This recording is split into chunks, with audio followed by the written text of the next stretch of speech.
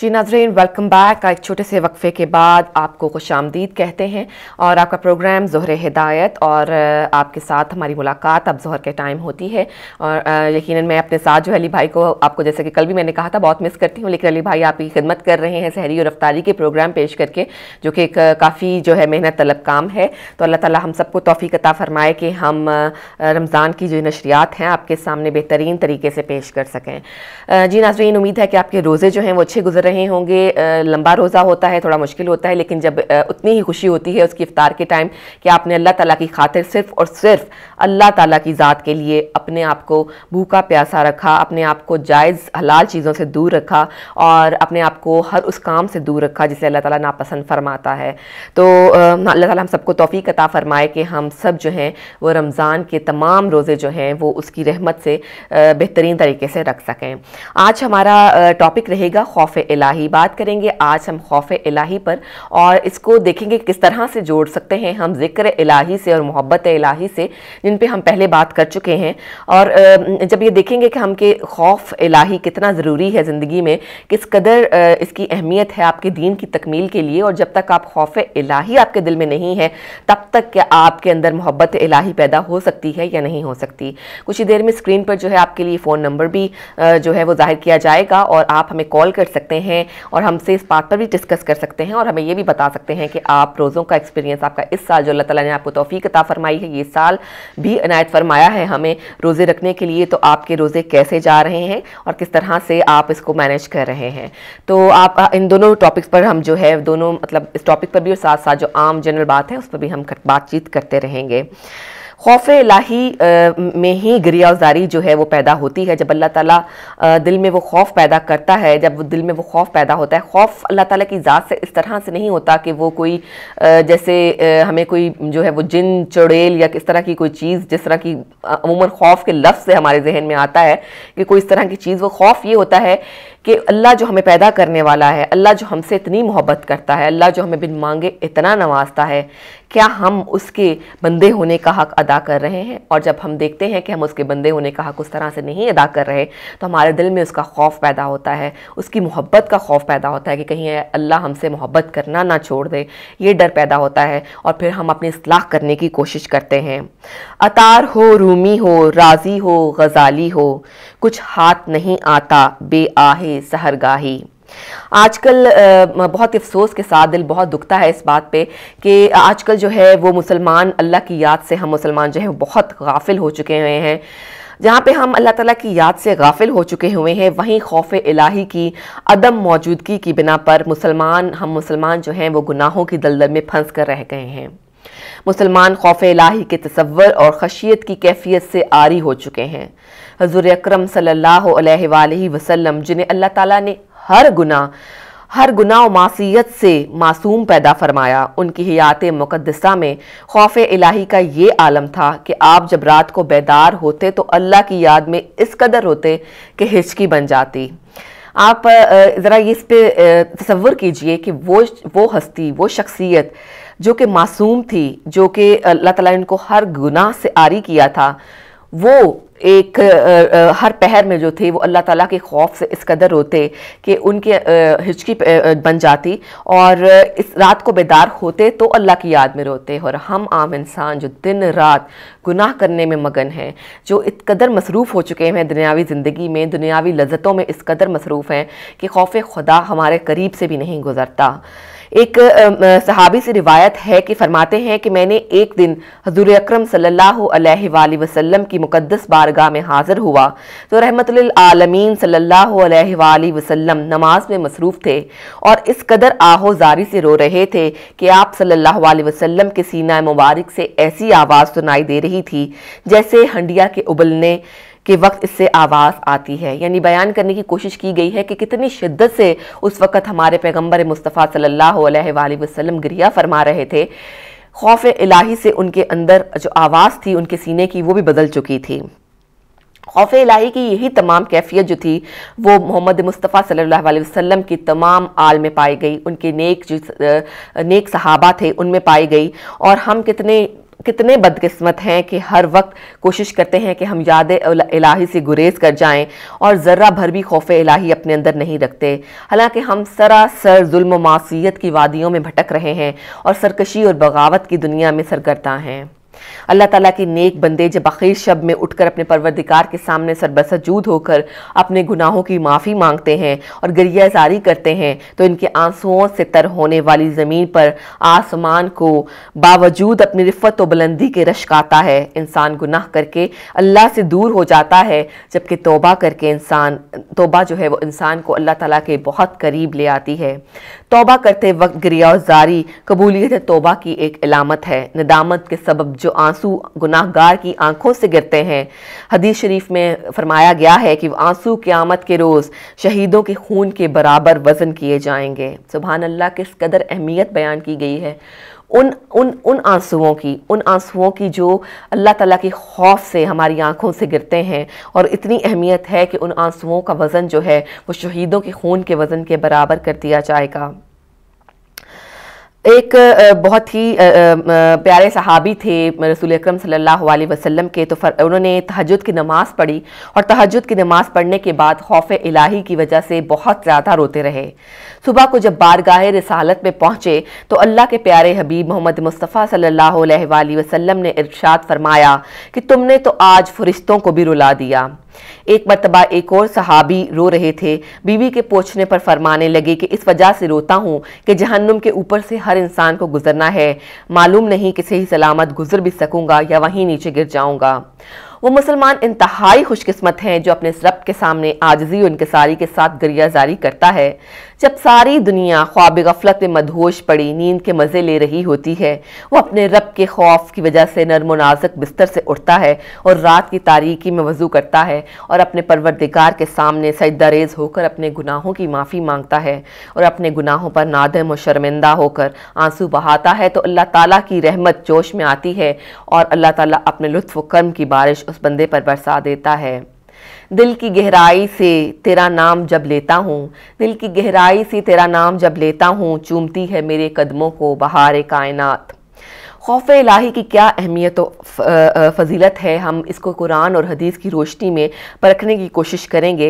इरशाद खुदाबंदी है, तर्जमा करती हूँ इस आयत का, लोगों से मत डरो बल्कि मुझसे डरो। यानी बार बार कहा गया है कि दुनिया और इन ज़मीन व आसमान में अगर कोई चीज़, अगर कोई हस्ती, अगर कोई मुकाम है खौफ का खाने का, तो वो सिर्फ अल्लाह ताला की ज़ात है। इंसानों से डरकर आपको कुछ हासिल नहीं होता, क्योंकि जब तक अल्लाह ताला नहीं चाहेगा, वही इंसान जिसे आप खौफ खा रहे हैं वो भी अल्लाह ताला का मोहताज है। उसकी ज़िंदगी, उसकी मौत, उसकी तकदीर, उसका उठना, उसका बैठना, उसका खाना और उसका पीना अल्लाह ताला के हाथ में है। जब अल्लाह चाहे तो हमें किसी भी काम से रोक सकता है। और इमाम अली अलैहिस्सलाम ने फरमाया कि मैंने अल्लाह ताला को अपने इरादों के टूटने से पहचाना है, और जब इरादे हमारे टूट जाते हैं, जो हमने मुसम्मम इरादे बनाए होते हैं, और जब वो टूट जाते हैं तो हमें एहसास होता है कि एक ज़ात है ऊपर बैठी जो हमारे कंट्रोल कर रही है, जिस दुनिया को, इस दुनिया के कुदरत को संभाले हुए है, और जो कादिर है, जो हर चीज़ पे मुक़तदर है, जो जानता है कि इंसान के लिए क्या बेहतर है और क्या गलत है, जो जानता है कि उसका बंदा क्या करने वाला है,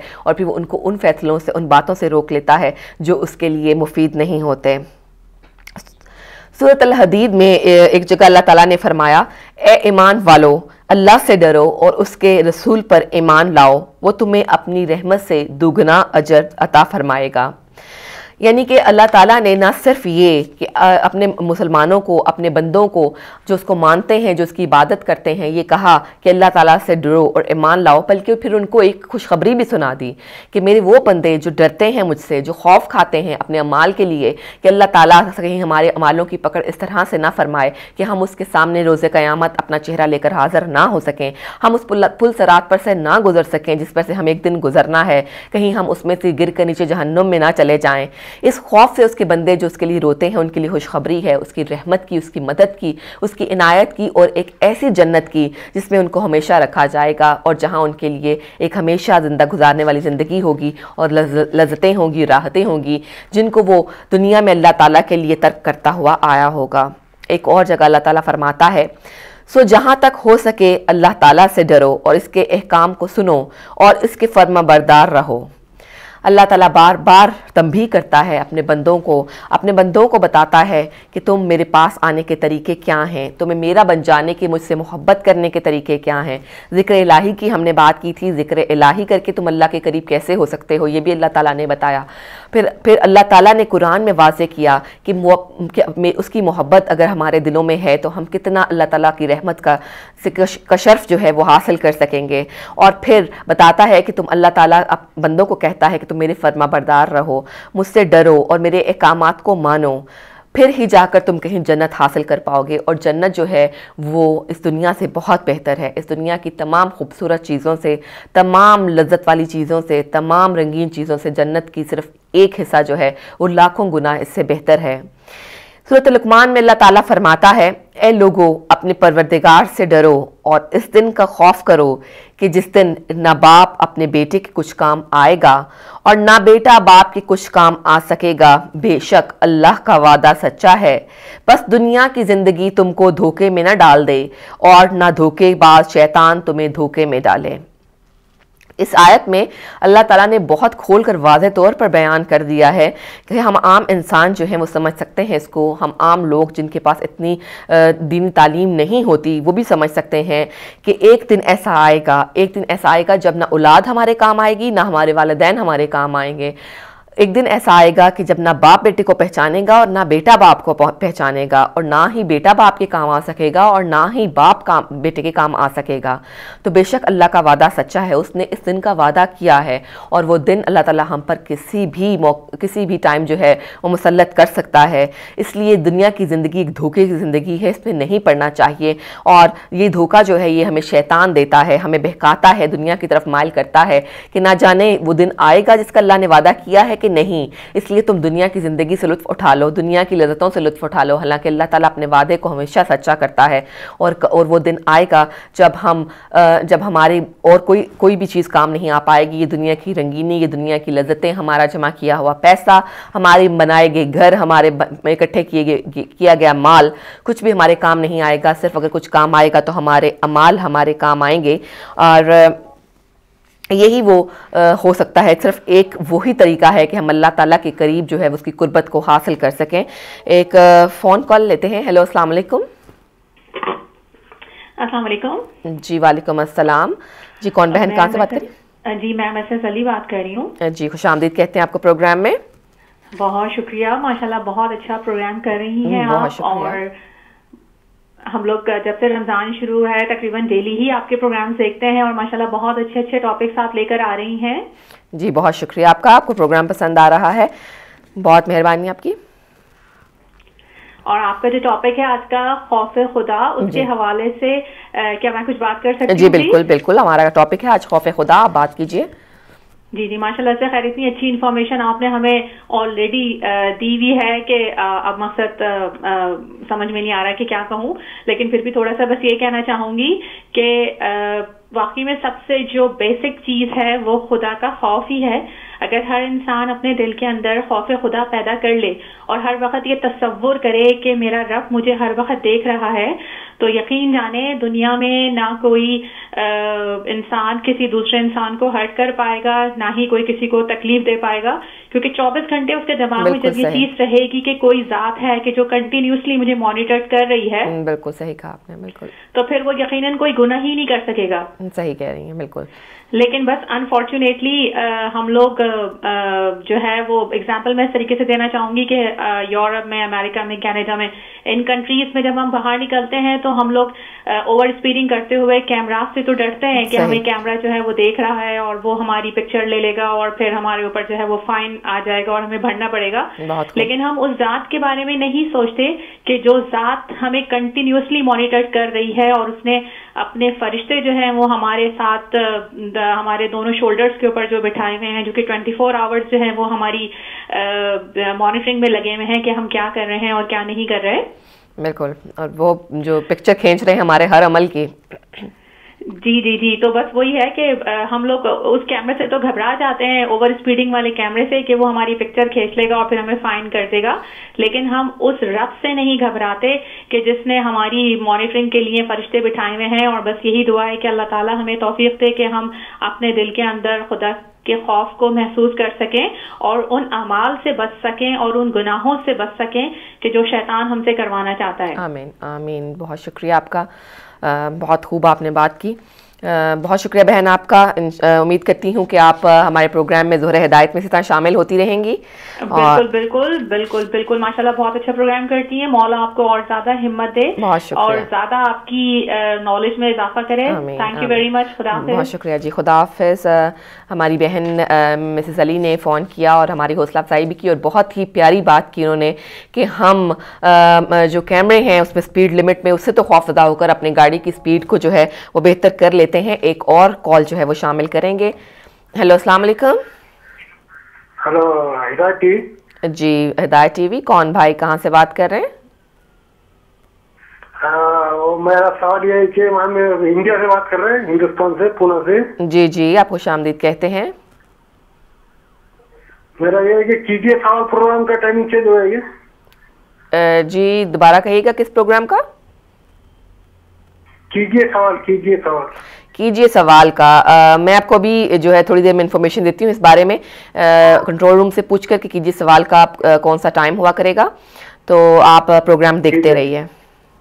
जी, थैंक यू। माशाल्लाह, आपका प्रोग्राम बहुत अच्छा है। बहुत शुक्रिया। आपका कुछ कहना चाह अच्छा जी, चलें, बहुत शुक्रिया आपका। अभी आपको थोड़ी देर में ही मैं कीजिए सवाल का जो नया टाइम है रमज़ान के हवाले से, उसके हिसाब से वो आपको थोड़ी देर में इसके बारे में बताऊंगी। आप प्रोग्राम देखते रहिए। तो बात कर रही थी कि जो हमारी बहन ने बात की कि स्पीडिंग कैमरा से तो हम डर जाते हैं, लेकिन हमें ये नहीं मालूम, क्योंकि हमें वो कैमरास नज़र नहीं आते जो अल्लाह ताला ने हमारे लिए फ़िक्स कर दिए हैं फ़रिश्तों की सूरत में, कि वो हमारे एक एक अमाल को गिन रहे हैं, एक एक अमाल को लिख रहे हैं। और वो अमाल नामा जो है वो हमारी हिसाब किताब का जो रजिस्टर है वो अल्लाह ताला तक पहुँचेगा, और फिर हम अल्लाह ताला को क्या शक्ल दिखाएंगे, उसके सामने किस उससे हाजिर होंगे और क्या कह सकेंगे कि हमने दुनिया की ज़िंदगी को ज़्यादा अहम जाना और दुनिया की ज़िंदगी से तो हम डर गए, लेकिन अल्लाह ताला के पास आने के लिए हमारे पास कोई खौफ नहीं था। एक और कॉल शामिल करते हैं। हेलो, अस्सलाम वालेकुम। अस्सलाम वालेकुम, बिस्मिल्लाह। अस्सलाम जी, कौन भाई, कहाँ से बात कर रहे हैं? मैं मिल्टन कीन से मुमताज अब्बास बोल रहा हूँ। जी, खुशामदीद कहती हूँ आपको प्रोग्राम में। मैंने बीबी से कुछ एक पता करना है नुस्खा। जी, किस सिलसिले में? एक बाय बर्थ की बीमारी की भी कोई इलाज है या नहीं? जी इंशाल्लाह मैं आपको कल के प्रोग्राम, आप कल का नहीं बल्कि बुध का प्रोग्राम जरूर देखिएगा। इंशाल्लाह आपको उसमें इसका कोई जो देसी टोटका होगा मैं आप इसके लेकर हाजिर होंगी यकीनन। आज नहीं बता सकते? आज थोड़ा सा मुझे इस पर रिसर्च करनी पड़ेगी ताकि मैं आपके लिए बेहतरीन जो हल है उसका वो ढूंढ कर ला सकूं। अगर आप वेंसडे को प्रोग्राम मेरा देखिएगा। कब? संडे को? वेंसडे को, बुध के रोज देखिएगा। वेंसडे को? जी ओके जी, बहुत शुक्रिया तो आपका। कितने बजे? मेरा प्रोग्राम जो है जी वो 1:30 से शुरू होगा और 3 बजे तक जारी रहेगा। अच्छा जी तो फिर ये याद रखेंगे आप? हाँ जी बिल्कुल जी, इंशाल्लाह याद रखूंगी। आपकी इस मसले में मदद करने में जरूर। भाई कोई इलाज इसका रूहानी या कि कोई वैसे कोई दवा या कोई ऐसी बात है? जी, कोशिश करने में इलाज है। नहीं जी, इंशाल्लाह कोई ना कोई, अल्लाह ताला ने हर चीज़ में कोई ना कोई जो है उसका रखा होता है कोई इलाज। तो कोशिश करूंगी कि आपके लिए कोई जो बेहतरीन हल हो जो इसका वो आपके सामने लेकर आऊँ। आपका बहुत शुक्रिया। आप प्रोग्राम देखते रहिए। मेहरबानी जी। ओके, बुध के लिए, बुध के रोज जी बिल्कुल। कितने बजे? जी 1:30 बजे मेरा प्रोग्राम शुरू होएगा। कितने बजे? 1:30 पर मेरा प्रोग्राम शुरू होगा। 1:30 जी, ओके, खुदा हाफिज़। जी, तो हम बात कर रहे हैं खौफ खुदा की। खौफ खुदा किस तरह से दिलों में जो मौजज़न हो सकता है, किस तरह पैदा होता है। खौफ खुदा के लिए भी एक स्टेप्स हैं। आप कुछ लोग जो हैं, कुछ लोग जिनको अल्लाह ताला जिनके दिलों में अपना खौफ डाल देता है, वो तो अल्लाह ताला की जो है वैसे ही मेहरबानी बहुत होती है। उसमें एक फ़ोन कॉल और शामिल करेंगे। हेलो, अस्सलाम वालेकुम। हेलो, अस्सलाम वालेकुम। अपने टीवी की आवाज़ प्लीज़ बंद कर लीजिए। हेलो वालेकुम जी। जी वालेकुम अस्सलाम। कौन भाई, कहाँ से बात कर रहे हैं? जी बेटा जी, सरगोदर से बात कर रहे हैं हम जी ਤੁਹਾਡਾ ਨੰਬਰ ਪੱਟੀ ਤੇ ਚੱਲਦਾ ਪਿਆ ਵੇਖਿਆ ਜੀ ਤੇ ਬਹੁਤ ਦਿਲ ਵਿੱਚ ਖੁਸ਼ੀ ਹੋਈ ਹੈ। जी एक जी दो ਗੱਲ ਪੁੱਛਣੀ ਸੀ ਜੇ ਮਿਹਰਬਾਨ ਹੋ ਜਾਓ बेटा जी ਤੇ। जी जी बताइए। ये मैं तकलीफ होती है तो मैं मेरा नक का एक्सीडेंट होया जी, खून काफी दिमाग का निकल गया सी, 2 साल हो गए। जी जी उस तो बाकी अल्लाह पाक थोड़े तराजी होवे, मदीना थोड़े तराजी होवे। जी उधरों मेरे दिल की तकलीफ है, रोजा नहीं रख सकता, इसका मैं क्या तरीका करूँ जी?